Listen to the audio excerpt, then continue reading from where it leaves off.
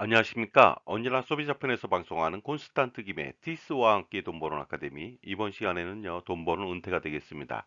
만약에 은퇴 이후에 국민연금을 받고 있었는데 소득이 있는 경우에는 과연 국민연금액을 어느 정도 삭감할까요? 여기에 대해서 알아보도록 하겠습니다. 좀 억울한 일이지만요. 국민연금 수령 중에 만약에 소득이 있다면요. 국민연금액을 삭감해서 수령할 수밖에 없습니다. 굉장히 억울하죠. 하지만 이것은요. 사회보험의 성격이 강하기 때문에 이런 일이 벌어지는 것이 되겠습니다. 그렇다면 국민연금액은 어느 정도 감액할까요? 노령연금을 받고 있다가 소득이 있는 업무에 종사하는 경우에는 지급 개시 연령으로부터 5년 동안은 소득 수준에 따라서 감액된 연금액이 지급되고요. 이때는 부양가족연금액이라고 하는 가족연금액은 지급되지 않습니다. 물론 감액받고 있다가 5년 이내에 그 소득이 있는 업무에 종사하지 않았다. 이랬을 때는 당연히 감액되지 않은 연금액을 받을 수는 있겠죠.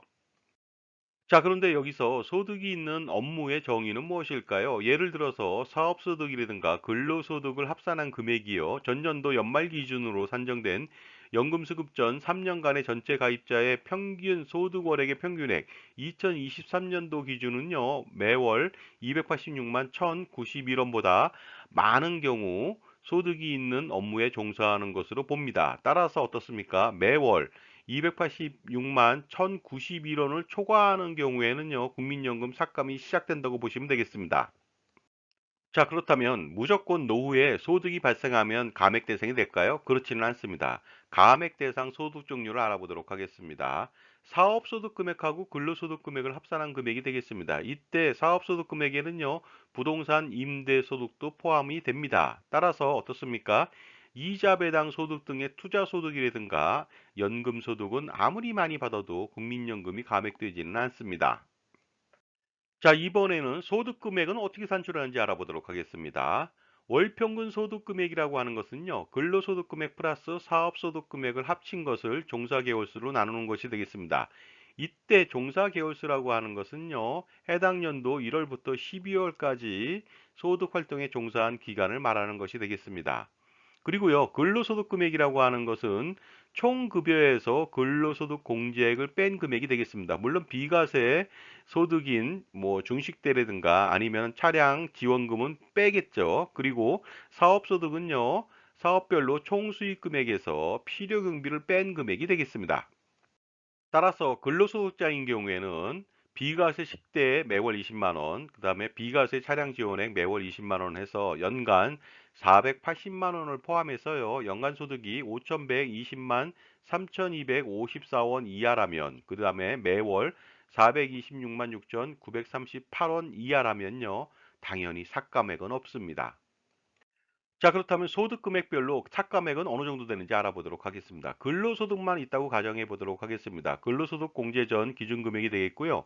12개월 종사 기준이고 비과세 식대 및 차량 지원액 연 480만 원을 포함한 금액이 되겠습니다. 그래서 총 급여가 5,120만 원 이하일 때는 어떻습니까? 당연히 삭감액은 없습니다. 하지만 5,120만 원 초과하고 6,383만 원 미만인 경우에는 5%를 삭감하는데요. 최대 5만 원까지 삭감이 가능합니다.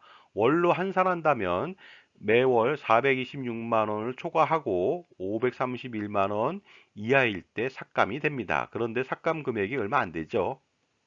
자, 그 다음 삭감액도 알아보도록 하겠습니다. 총 급여가 6,383만 원 이상이고 7,646만 원 이하일 때는 5만 원에서 15만 원을 삭감하게 됩니다. 그리고요, 총 급여가 7,646만 원 이상 8,909만 원 이하일 때는 15만 원에서 30만 원을 삭감하고요. 총 급여가 8,909만 원 이상 1억 172만 원 이하일 때는 30만 원에서 50만 원을 삭감하게 됩니다. 그리고요, 총 급여가 1억 172만 원을 초과하는 경우에는 50만 원 이상을 삭감하게 됩니다. 이렇게 삭감액을 보니까요. 매월 847만 원 이하일 때는요. 최대 삭감액이 겨우 50만 원에 불과합니다. 따라서 삭감액은요. 월 소득이 많아서 삭감이 될 수 있지만 삭감액은 굉장히 미미한 편이라고 볼 수가 있겠고요. 그 다음에 최대 삭감액은 전부가 아닙니다. 국민연금 받는 금액의 50%까지만 삭감이 가능합니다. 그리고 국민연금은요, 소득이 있다고 해서 평생 삭감하지는 않습니다. 바로 연금 수급 연령 도달 이후 5년까지만 삭감을 하고요. 소득이 있는 경우 5년 경과 시에는 소득이 아무리 많이 발생하더라도 삭감하지 않습니다. 예를 들어서 65세 연금 개시 시 70세부터는 삭감이 없습니다. 물론 70세부터도 엄청나게 돈을 많이 벌어도 삭감은 없다는 뜻이 되겠습니다. 그러나 국민연금 삭감액이 너무나 많습니다. 소득이 많았기 때문이죠. 그랬을 때 부담스럽다면요. 어떤 솔루션이 있을까요? 만약에 제 정보가 도움이 되셨다면 무료 구독하고요. 그 다음에 약간의 노동이 필요한 좋아요 부탁드리겠습니다. 그리고 특히 멤버십 회원가입을 통해서 보다 다양한 혜택, 즉 컨설팅 피의 30%를 할인받는 등 다양한 혜택을 받아보시기 바랍니다. 감사합니다. 계속하겠습니다.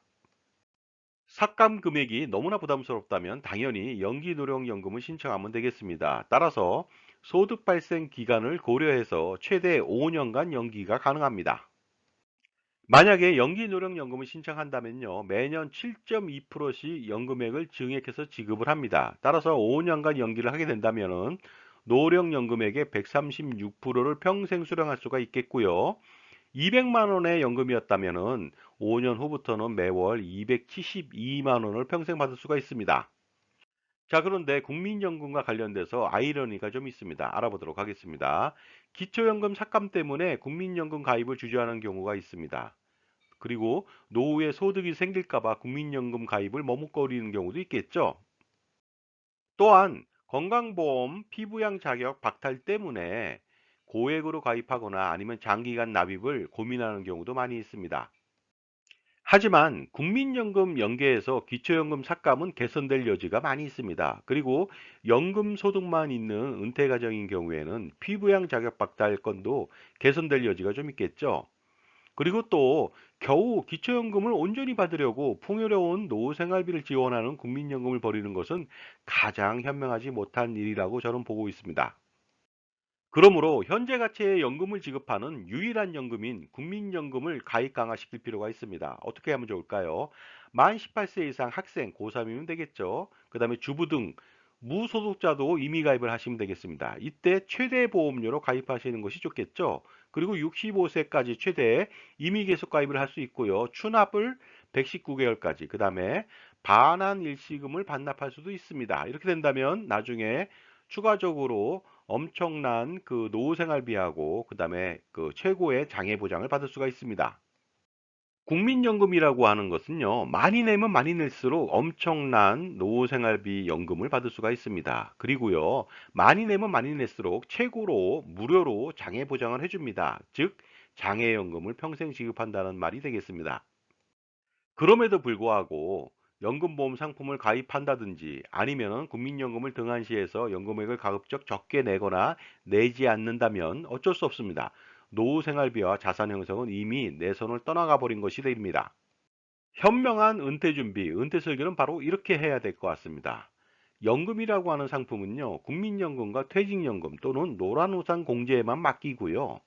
은퇴자산 확보를 위한 지속적인 투자가 가장 현명한 노후 준비가 되겠습니다. 왜냐면요, 노후 생활비는 연금이 아니라 은퇴자산이라고 하는 막강한 자산 형성된 축적된 금액에서 뺐으면 되거든요. 그리고 은퇴자산 형성을 위한 투자는 개인이 하지 마시고 가족 투자법인을 설립해서 투자하시는 것이 가장 효과적입니다. 그래야만 소득세를 절세할 수 있고 법인세 절세 효과하고 증여세 상속세를 절세하며 건보료마저도 절세할 수가 있습니다. 그리고 투자를 잘하기 위해서는 가처분 소득을 극대화시킬 필요가 있겠죠. 따라서 불필요한 비효율적인 연금보험 상품이라든가 보험 상품이라든가 예적금 상품 등 불필요하게 줄줄 새는 금융 상품을 정리한 이후에 가처분 소득을 극대화시킬 필요가 있습니다. 누구나 부자가 될 수 있는 기회는 있는 것 같습니다. 물론 현명한 판단이 필요하고 현명한 선택이 필요하겠죠. 자, 그래서 부자가 될 수 있음에도 불구하고 기회를 놓치게 된다면 땅을 치고 후회하게 됩니다. 특히 젊은이들, 사회 초년생, 신혼부부, 중년부부 등은 항상 현명한 판단을 위해서 자기 편에 종합자산관리사를 반드시 둬야만 합니다. 왜냐하면요, 금융을 잘 모르는 사람들을 표적으로 삼아서 불필요한 상품 가입을 강요해서 자산 관리를 망치게 만드는 경우가 많이 있기 때문에 그렇습니다. 이럴 경우 손해가 장기적으로 막심하다 보니까 최악이 됩니다. 그래서 최악을 피해갈 필요가 있습니다. 요즘은 연예인도 혼자 활동하지는 않습니다. 바로 매니저가 있고 소속사가 있겠죠. 따라서 무엇을 주저하십니까? 바로 자신은 자신의 일에 열중해서 자신의 가치를 높이고 연봉을 높여야 되겠죠. 그 다음에 자산 관리는 금융회사 편에서 설계해 주는 사람이 아니고요. 자기 편에 서서 설계해 주면서 지원해 주는 전문가한테 맡기는 것이 가장 현명하다고 볼 수가 있습니다. 돈을 버는 것도 중요하지만 투자 관리하는 것은 더더욱 중요합니다. 그래서 지금은 금융상품 평가 분석 등을 통한 자산관리 컨설팅이 필요하다고 볼 수가 있습니다. 자, 지금까지 국민연금을 받고 있을 때 소득이 발생하는 경우 삭감액을 좀 알아봤습니다. 효과적인 대처 방안도 알아봤고요. 그 다음에 은퇴 준비, 효율적인 노후 준비를 위한 그 자산 관리에 대해서 말씀을 나눴습니다. 감사합니다.